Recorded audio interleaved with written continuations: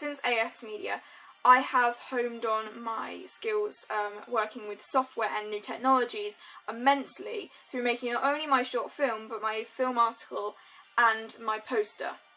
Rather than using Final Cut Pro, which I did last year for my short film, I use Adobe Premiere Pro, which is a new program set up and used by many film editors now. So it shows that I'm working on a platform more designed for professionals, and I'm actually working at that level. At first it was quite challenging to use because it's new software, obviously, and it's got different functions that you have to work with. Some of the new things I had to find when working with it was the use of filters. Last year I didn't have to use so many filters, but this year, after looking extensively at other YouTube videos, which is another software I use, I was able to amend, say, such filters such as the noise and lighting, colour, tint, saturation, and all that just within my film. And I had to do that several times, not only for the footage of the recording, but also for the shots of the flashback and for shots of, say, Arkans, just the demented antagonists. Another thing that I had to work with was Logic Pro, which I used to edit some of the tracks which I put into my short film.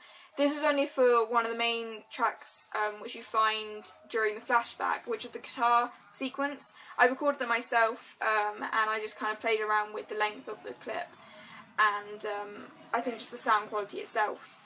LiveType Pro was used as well for doing the titles and credits for my short film.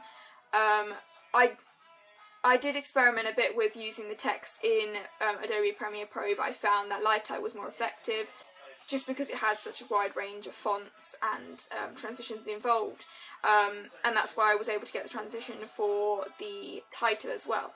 Something that I never used last year, or haven't used in several years in fact, was Photoshop, which I used to edit the pictures in my poster, as well as just the whole poster itself by looking at text and arranging this. One of the things I found most difficult was trying to switch between each layer whenever I wanted to edit it, and switch between obviously the colours.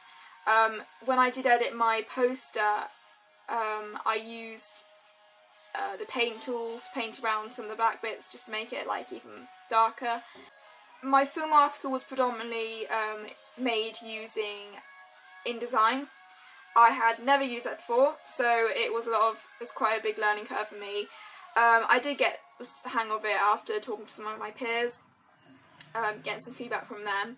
I initially edited the picture on Photoshop, and there was a lot of editing involved in that, so such as desaturating the picture immensely, applying a different contrast to it, and to make it sort of that darkness around the edge, what I tried to do is just get the paint tool and reduce the opacity to 15%, and then just went around the whole image, and then I reduced it again and then just went over the image again, just to make it a whole lot darker and more sinister maybe, and give the reading that this is a sci-fi film, or at least there's something apocalyptic going on here, to strike the audience as being significant.